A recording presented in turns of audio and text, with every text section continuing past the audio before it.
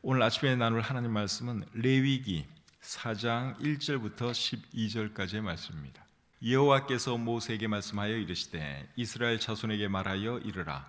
누구든지 여호와의 계명 중 하나라도 그릇 범하였으되 만일 기름 부음을 받은 제사장이 범죄하여 백성의 허물이 되었으면 그가 범한 죄로 말미암아 흠 없는 수송아지로 속죄 제물을 삼아 여호와께 드릴지니 그 수송아지를 회막문 여호와 앞으로 끌어다가 그 수송아지의 머리에 안수하고 그것을 여호와 앞에서 잡을 것이요 기름 부음을 받은 제사장은 그 송아지의 피를 가지고 회막에 들어가서 그 제사장이 손가락에 그 피를 찍어 여호와 앞 곧 성소의 휘장 앞에 7번 뿌릴 것이며 제사장은 또 그 피를 여호와 앞 곧 회단한 향단 뿔들에 바르고 그 송아지의 피 전부를 회막 문 앞 번제단 밑에 쏟을 것이며 또 그 속죄 제물이 된 수송아지의 모든 기름을 떼어낼지니 곧 내장에 덮인 기름과 내장에 붙은 모든 기름과 두 콩팥과 그 위에 기름 곧 허리 쪽에 있는 것과 간에 덮인 꺼풀을 콩팥과 함께 떼어내되 화목제 제물의 소에게서 떼어냄 같이 할 것이요 제사장은 그것을 번제단 위에서 불사를 것이며 그 수송아지의 가죽과 그 모든 고기와 그것의 머리와 정강이와 내장과 똥 곧 그 송아지의 전체를 진영 바깥 재버리는 곳인 정결한 곳으로 가져다가 불로 나무 위에서 사르되 곧 재버리는 곳에서 불사를 지니라. 아멘. 오늘 읽은 이 본문 말씀은 속죄제에 대한 말씀입니다. 레위기에는 5가지 제사가 나오는데 그 5가지 제사가 뭐지요? 번제, 소제, 화목제, 속죄제, 그리고 속건제 5가지입니다. 레위기 1장부터 7장까지에 이제 이런 말씀들이 기록이 되어 있습니다. 번제는 말 그대로 태워서 하나님께 바치는 제사가 번제지요. 그리고 소제는 곡물로 바치는 제사가 소제입니다. 소제를 영어로는 grain offering이라고 그러는데 grain은 곡물이라는 말이죠. 곡물 제사가 소제입니다. 소제는 곡물로 바치는 제사입니다. 그리고 화목제는 하나님께 감사할 것이나 선할 것이 있을 때 바치는 제사가 화목제고, 그리고 속죄제는 죄를 사함받기 위해서 드리는 제사가 속죄제이지요. 속죄제는 영어로 sin offering이라 그럽니다. sin은 죄죠. 죄의 제사다 그러한 말입니다. 그리고 속건제라고 하는 것이 있는데 속건제는 하나님이나 사람에게 잘못했을 때 관계 회복을 위해서 바치는 제사가 속건죄입니다. 영어로는 guilt offering이라고 하는데 guilt라고 하는 것은 죄의식 그리고 죄책감, 유죄 이러한 말이죠. 속죄제와 속건제의 차이가 뭔가 하면 속죄제는 일반적인 죄를 지었을 때 바치는 것이고 속건죄는 물질적인 보상이 따라야 하는 잘못을 범했을 때 바치는 것이 속건죄입니다. 비슷한데 물질적인 어떤 보상이 따라 하는 그런 죄, 잘못을 범했을 때 그때 바치는 것이 속건죄. 그리고 이제 일반적인 죄에 대해서는 속죄제를 바쳐야 하는 것이죠. 오늘은 속죄제에 대해서 함께 배워보도록 하겠습니다. 속죄제는 어떤 사람이 부지 중에 잘못했을 때 그때 바치는 것이 속죄제입니다. 2절 3절 말씀을 제가 다시 한번 읽어보겠습니다. 이스라엘 자손에게 말하여 이르라. 누구든지 여호와의 계명 중 하나라도 그릇 범하였을 때 만일 기름 부음을 받은 제사장이 범죄하여 백성의 허물이 되었으면 그가 범한 죄로 말미암아 흠 없는 수송아지로 속죄 제물을 삼아 여호와께 드릴지니. 방금 읽은 이 말씀에는 부지 중에라는 표현이 안 나오지요. 근데 다른 번역본들을 보면 그 개념이 들어가 있습니다. 그래서 표준 세번역과 공동 번역에 보시면 실수로라는 말이 들어가 있고, 그리고 우리말 성경을 보시면 우발적으로라는 말이 들어가 있습니다. 그래서 2절과 3절 이 말씀 속에는 지금 우리 개역 개정판 성경에는 부지 중에 우발적으로 실수로 이런 표현이 안 들어가 있지만 원래는 들어가야 합니다. 다른 모든 성경에는 다 들어가 있는 것을 우리가 볼 수 있습니다. 그 다음에 4장 13절을 보겠습니다. 만일 이스라엘 온 회중이 여호와의 계명 중 하나라도 부지 중에 범하여 허물이 있으나 스스로 깨닫지 못하다가, 여기 보면 부지 중에라는 단어가 나왔어요. 그 다음에 4장 22절 만일 족장이 그의 하나님 여호와의 계명 중 하나라도 부지 중에 범하여, 여기도 부지 중에 하는 표현이 나오고, 그다음에 4장 27절입니다. 만일 평민의 한 사람이 여호와의 계명 중 하나라도 부지 중에 범하여, 여기도 역시 부지 중에, 그러니까 실수로 모르고 죄를 지은 경우에 바치는 것이 속죄제다 하는 것이죠. 알고 고의로 일부러 죄를 지었으면 어떻게 되죠? 속죄제는 부지 중에 실수로 우발적으로 죄를 지었을 때 하나님께 바치는 것이 속죄제인데, 고의로 죄를 지었으면요, 그때는 어떻게 해요? 자, 그때는 어떻게 되는지 민수기 15장 30절과 31절에 나와 있습니다. 본토인이든지 타국인이든지 고의로 무엇을 범하면 누구나 여호와를 비방하는 자니 그의 백성 중에서 끊어질 것이라.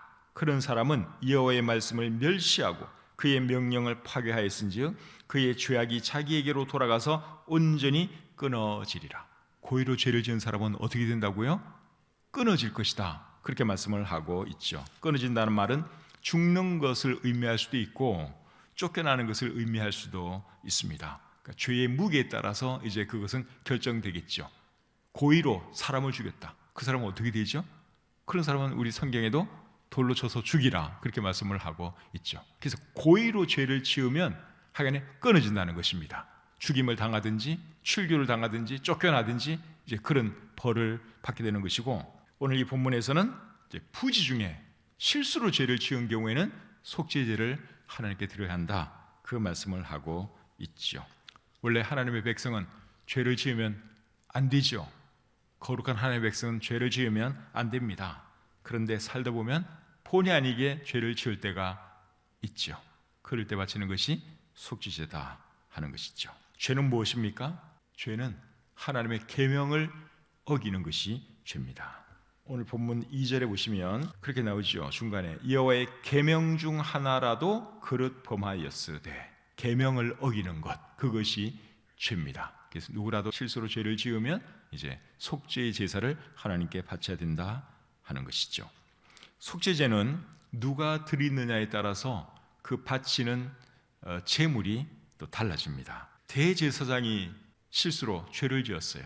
그럴 때는 무슨 동물을 바쳐야 하는가 하면 수송아지를 바쳐야 합니다. 3절에 나와 있습니다. 만일 기름 부음을 받은 제사장이 범죄하여 백성의 허물이 되었으면 그가 범한 죄로 말미암아 흠없는 수송아지로 속죄 제물을 삼아 여호와께 드릴지니. 기름 부음을 받은 제사장, 이런 표현이 나오는데, 기름 부음을 받은 제사장은 모든 제사장을 말하는 것이 아니라 대제사장을 말하는 것입니다.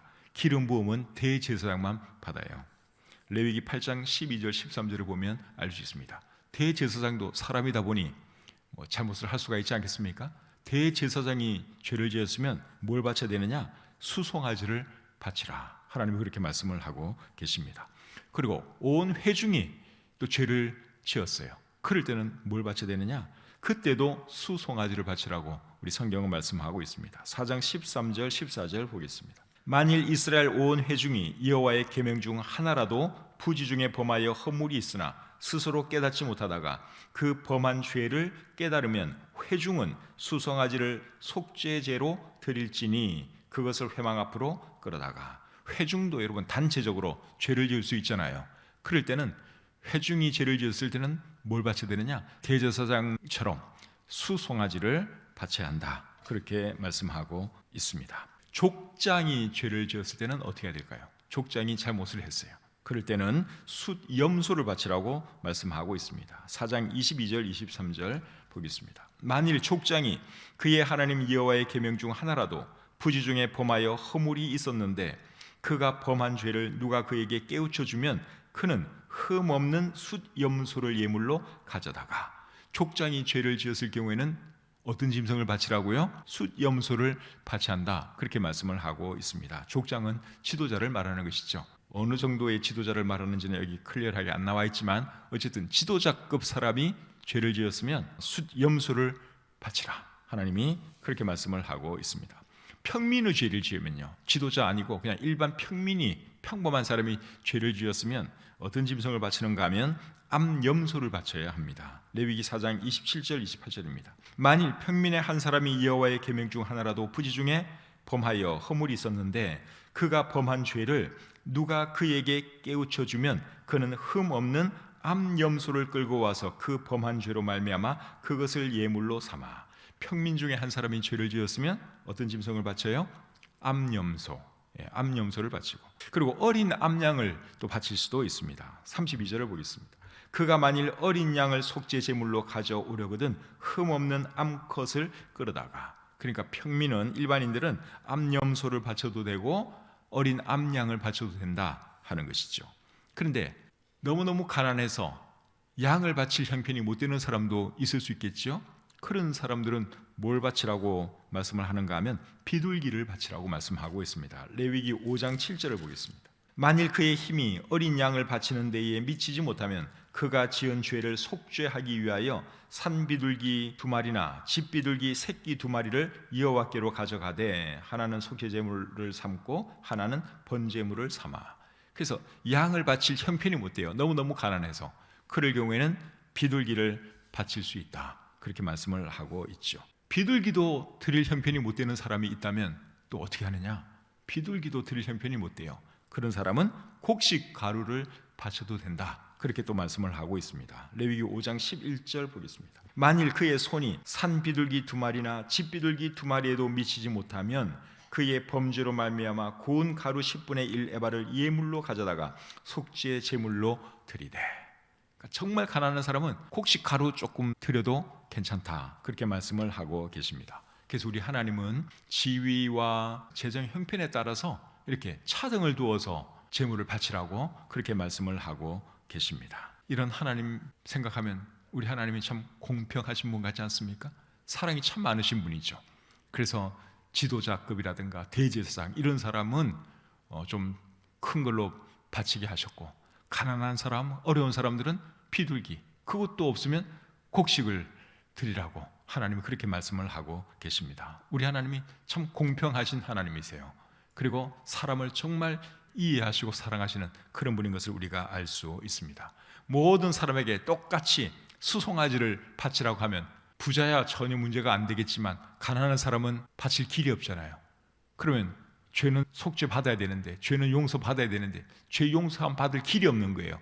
그래서 우리 하나님은 부자도 용서받을 수 있는 길을 열어주시고 가난한 사람도 용서받을 수 있는 길을 열어주신 것이죠. 정말 사랑이 많으신 우리 하나님이십니다. 그리고 속죄제를 드릴 때는 짐승을 잡기 전에 해야 할 일이 하나 있는데, 그거 뭔가 하면 이제 속죄제를 드리는 사람이 짐승의 머리에 손 올려놓는 그런 의식을 해야 했습니다. 4절을 보겠습니다. 그 수송아지를 회막문 여호와 앞으로 끌어다가 그 수송아지의 머리에 안수하고 그것을 여호와 앞에서 잡을 것이요. 그러니까 그 짐승을 이제 잡기 전에 뭘 해야 되는가 하면 속죄 받기 원하는 그 사람이 자기가 끌고 온 그 짐승의 머리에, 여기 우리 성경에는 안수라 그랬는데 짐승에게 안수한다는 것은 내가 볼 때 말이 좀 아니고 우리말 성경에서는 손을 얹는 의식이라고 번역을 해놨습니다. 제가 볼 때는 이 번역이 좋아요. 안수는 사람에게 목사 안수, 집사 안수, 이게 안수지 동물에게 안수를 한다는 번역은 조금 이상해요. 그냥 손 올리는 개념으로 여기는 안수라고 해놨는데 그냥 손 올리는 의식이에요. 근데 손을 짐승의 머리에 올리는 그 의식은 무슨 의미겠습니까? 이제 내 죄를 이 짐승에게 전가합니다, 그런 의미죠. 그러고 나서 이제 짐승을 죽이는 것이죠. 원래는 죄 지은 사람이 죽어야 돼요. 그런데 자기가 죽을 수는 없잖아요. 그러니까 짐승을 가져와서 하나님, 내 죄 대신 이 짐승을 하나님께 바칩니다. 이 짐승 피를 보시고 내 죄를 용서해 주십시오. 그런 의도로 이제 짐승의 머리에 손을 올리는 것이죠. 내 죄를 전가하는 그러한 의식이라고 할 수 있습니다. 예수님께서 우리를 위해 사신 것이 바로 그 일이죠. 예수님께서 십자가에 달려 돌아간 것이 우리를 위해서, 우리의 죄 때문에 예수님이 십자가에 피 흘려 돌아가셨습니다. 이사야 53장 5절 6절에 그렇게 말하죠. 그가 찔림은 우리의 허물 때문이요 그가 상함은 우리의 죄악 때문이라. 그가 징계를 받음으로 우리는 평화를 누리고 그가 채찍에 맞음으로 우리는 나음을 받았도다. 우리는 다 양 같아서 그릇 행하여 각기 제 길로 갔거늘 여호와께서는 우리 모두의 죄악을 그에게 담당시키셨도다. 우리 주님이 십자가에서 피 흘려 돌아가신 것이 바로 저와 여러분들의 죄 때문에, 우리의 죄를 지고 우리 주님이 그렇게 돌아가셨다 하는 것이죠. 너무너무 감사한 우리 주님이시죠. 그리고 짐승을 죽인 뒤에는 어떻게 하느냐? 이제 두 가지 의식을 또 하는데요. 하나는 피 뿌리고 피를 바르는 그런 의식을 하고, 그 다음에는 태워서 하나님께 올려드리는 그런 의식을 했습니다. 본문 5절부터 7절 보겠습니다. 기름 부음을 받은 제사장은 그 수송아지의 피를 가지고 회막에 들어가서 그 제사장이 손가락에 그 피를 찍어 여호와 앞 곧 성소의 휘장 앞에 7번 뿌릴 것이며, 제사장은 또 그 피를 여호와 앞 곧 회막 안 향단 뿔들에 바르고 그 송아지의 피 전부를 회막문 앞 번제단 밑에 쏟을 것이며, 대제사장이 짐승의 피를 들고 들어가서 하나님 앞에 뿌립니다. 그리고 바르라고 하는 그런 표현도 있고, 그리고 나중에는 밖에 나가서 또 그 모든 피를 다 쏟아 붓는 그런 의식을 하죠. 이것은 무슨 의미입니까? 하나님, 이 짐승의 피를 보시고 저 사람의 죄를 용서해 주십시오, 그러한 뜻입니다. 원래는 죄 지은 사람이 죽어야 되는데 사람이 죽으면 안 되니까 이제 그 짐승을 잡아서 대신 하나님께 바치는 거예요. 이 짐승의 피를 보시고 하나님 용서해 주십시오, 그러한 의미입니다. 그러고 나서는 이제 짐승의 지방과 내장을 번제단 위에서 불태웁니다. 8절부터 10절 보겠습니다. 또 그 속죄 제물이 된 수송아지의 모든 기름을 떼어낼지니 곧 내장에 덮인 기름과 내장에 붙은 모든 기름과 두 콩팥과 그 위에 기름 곧 허리 쪽에 있는 것과 간에 덮인 꺼풀을 콩팥과 함께 떼어내되 화목제 제물의 소액에서 떼어냄같이 할 것이요, 제사장은 그것을 번제단 위에서 불사를 것이요. 자, 이제 짐승을 태워서 하나님께 바쳐야 되는데 짐승의 무엇을 불태우라 그랬습니까? 짐승의 내장과 그리고 지방을 태우라고 그렇게 말씀을 하고 있죠. 그리고 나머지 부분은 어디서 태우느냐? 번제단 위에서 태우는 것이 아니라 진영 밖에 나가서 태워야 합니다. 11절 12절 보겠습니다. 그 수송아지의 가죽과 그 모든 고기와 그것의 머리와 정강이와 내장과 똥 곧 그 송아지의 전체를 진영 바깥 재버리는 곳인 정결한 곳으로 가져다가 불로 나무 위에서 사르되 곧 재버리는 곳에서 불사를 지니라. 그래서 지방하고 내장은 번제단 위에서 태워서 하나님께 올려야 하고, 나머지 부분이라고 하면 이제 가죽이라든지 머리라든지 그리고 고기까지도 밖에 나가서 태워야 한다, 그렇게 말씀을 하고 있죠. 근데 여러분, 고기를 진영 밖에서 태우는 것은 조금 이해하기가 어렵습니다. 우리 생각 같아서는 무엇을 번제단 위에서 태워야 할 것 같습니까? 고기를 태워야 될 것 같잖아요. 고기를, 그죠? 지방이나 내장이 아니라 고기를 번제단 위에서 태우고 지방이라든가 내장이라든가 이런 거는 차라리 밖에 나가서 태우게 하는 것이 맞는 것 같은데, 우리 하나님은 거꾸로 하세요. 거꾸로. 근데 우리는 왜 고기를 태워야 한다고 생각을 하는가 하면, 여러분 다 그렇게 생각하시죠? 지금 저만 생각하는 거 아니죠, 그렇죠? 제 생각에는 그래요. 고기를 태워야지 왜 지방이라든가 내장을 그 번제단 위에서 태우게 했을까? 제가 잘 이해가 안 갔어요. 근데 그게 왜 우리가 그 생각을 하는가 하면, 우리는 고기를 좋아해서 그런 거예요. 우리가 고기를 좋아하는 거예요. 맞죠? 우리는 고기가 필요하잖아요. 우리는 고기를 좋아해요. 고기를 중요하게 생각하는 거예요. 그래서 고기를 번제단 위에서 태워야 할 것 같은 생각을 하는 것인데, 하나님은 뭘 중요하게 보시느냐? 내장과 지방을 하나님은 더 중요하게 보신다고 하는 사실입니다. 레위기 3장 16절 17절 말씀 한번 보겠습니다. 제사장은 그것을 제단 위에서 불사를 지니 이는 화제로 드리는 음식이요 향기로운 냄새라. 모든 기름은 여호와의 것이니라. 너희는 기름과 피를 먹지 말라. 이는 너희의 모든 처소에서 너희 대대로 지킬 영원한 규례니라. 자, 피와 기름에 대해서 하나님께서 중요한 말씀을 하셨는데, 무엇이 하나님의 것이라 그랬습니까? 기름이 하나님의 것이다, 그렇게 말씀을 하고 계십니다. 우리는 동물의 기름을 별로 안 좋아하죠. 동물의 기름은 안 좋은 거로 그렇게 생각을 하는데, 왜 하나님은 동물의 기름을 중요하게 생각하고 기름이 내 것이다 그렇게 말씀을 하셨을까요? 그 이유는 뭔가 하면, 원래 기름은 좋은 것을 상징하는 거예요. 좋은 것을 상징하는 것입니다. 여러분, 기름진 땅 하면 좋은 땅입니까? 나쁜 땅입니까? 좋은 땅이죠. 원래 기름은 좋은 것을 상징하는 거예요. 근데 우리 건강에 이제 많이 먹고 그러면 그게 문제가 되니까 우리가 기름을 회피하는 것이지, 원래는 기름이 좋은 겁니다. 그래서 우리 하나님께서는 기름은 내 것이다. 그렇게 말씀하고 있는 것이죠. 그런 때 있어서 이제 기름을 하나님께서 제단 위에서 태우라 그렇게 말씀하고 있는 것이죠. 그리고 우리 하나님은 피도 먹지 말라고 말씀을 하고 계시는데, 피는 왜 먹지 말라고 말씀하셨는가 하면 피는 생명을 상징하기 때문에 그렇습니다. 레위기 17장 10절 11절 보겠습니다. 이스라엘 집 사람이나 그들 중에 거류하는 거류민 중에 무슨 피든지 먹는 자가 있으면 내가 그 피를 먹는 그 사람에게는 내 얼굴을 대하여 그를 백성 중에서 끊으리니 육체의 생명은 피에 있습니다. 그래서 피는 생명을 상징하는 거예요. 그리고 기름은 좋은 것이기 때문에 기름은 하나님의 것이다. 우리 성경은 그렇게 말씀하고 있습니다. 근데 기름이 이제 하나님의 것이라고 말씀하고 있는데, 하나님의 것을 사람이 먹으면 되겠어요, 안 되겠어요? 하나님의 것은 하나님이 가지셔야 하는 거고, 고기는 하나님께서 우리에게 주신 거예요, 짐승을 잡았을 경우에. 그래서 고기를 먹을 것이지 피라든가 기름이라든가 그런 거는 안 먹는 것이 좋습니다. 그러니까 하나님의 것을 사람이 자꾸 먹으면 하나님이 벌 주는 거예요.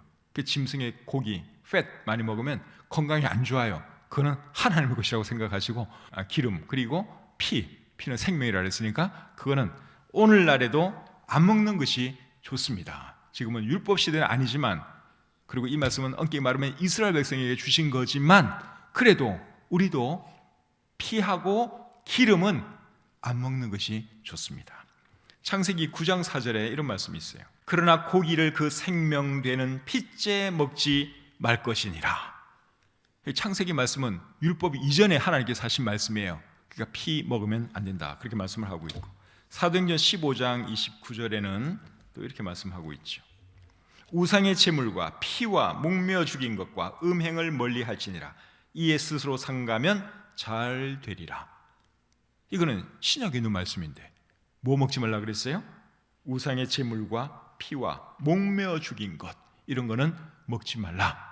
신약 성경에서 말씀하고 있습니다. 그래서 피는 안 먹는 게 좋고요. 선지 좋아하시는 분 혹시 계실지 모르겠는데 웬만하면 안 드시는 게 좋습니다. 그리고 기름도 마찬가지예요. 그래서 피하고 기름은 사람이 먹으면 안 되는 거다. 여러분이 그렇게 인식을 하시면 여러분 건강에 도움이 될 것입니다. 오늘은 속죄제에 대해서 말씀을 드렸습니다. 속죄제는 예수님의 속죄의 죽음을 예표하는 것이라고 할 수 있죠. 예수님께서 우리의 죄를 위해 십자가에 달려 돌아가셨기 때문에 우리의 죄 문제가 단번에 해결되었습니다. 그래서 히브리서 9장 12절에 이렇게 말씀하고 있죠. 염소와 송아지의 피로 하지 아니하고 오직 자기의 피로 영원한 속죄를 이루사 단번에 성소에 들어가셨느니라. 우리 주님께서 우리 대신 죽으심으로 영원한 속죄를 이루셨어요. 그래서 우리가 누구라도 예수님의 피의 공로 의지하면 하나님 앞에 나아갈 수 있고 하나님의 자녀가 될 수 있는 것이죠. 그리고 오늘 이 본문에서 속죄제 드릴 때 고기와 가죽을 진영 밖에서 불태우라 그렇게 말씀을 하셨는데, 그것도 예수님의 속죄의 죽음을 미리 보여주신 것입니다. 히브리서 13장 11절 12절 읽어드리겠습니다. 이는 죄를 위한 짐승의 피는 대제사장이 가지고 성소에 들어가고 그 육체는 영문 밖에서 불사름이라. 그러므로 예수도 자기 피로써 백성을 거룩하게 하려고 성문 밖에서 고난을 받으셨느니라. 짐승의 고기, 가죽 다 밖에서 불태웠죠. 예수님도 성문 밖에서 십자가에 달려 돌아가셨습니다. 그것을 보여주기 위해서 그렇게 했다고 오늘 이 히브리서 말씀이 우리에게 말씀해 주고 있죠. 우리가 참 하나님 보시기에 추악한 죄인인데 예수님께서 우리 대신 죽으심으로 우리가 죄사함 받을 수 있는 길이 열렸으니 여러분 얼마나 감사합니까? 그 하나님의 은혜 늘 감사하면서 또 이 사실을 알지 못하는 사람들에게 예수님 증거하면서 살아가시는 저와 여러분들이 되시기를 우리 주님의 이름으로 축복합니다. 하나님 아버지 은혜와 사랑을 감사합니다. 레위기 말씀을 통해서 또 우리에게 여러 가지 귀한 것들을 깨우쳐 주시고 가르쳐 주시니 감사합니다. 예수님께서 우리 대신 십자가에 피 흘려 돌아가심으로 우리의 모든 죄 문제가 해결되고 하나님께 나아갈 수 있었고 죄사함 받을 수 있었고 하나님의 자녀가 될 수 있었으니 우리 주님을 찬양합니다. 늘 하나님의 은혜에 감사하면서 주님 위해서 살아가는 저희들 되게 도와주시고 이 놀라운 하나님의 은혜와 사랑을 알지 못하는 사람들에게 예수님 증거하면서 살아가는 우리가 되게 해 주시옵소서. 오늘 하루의 삶을 주님께 의탁합니다. 도와주시고 인도해 주시고 축복해 주시옵소서. 감사드리며 예수님의 이름으로 기도드립니다. 아멘.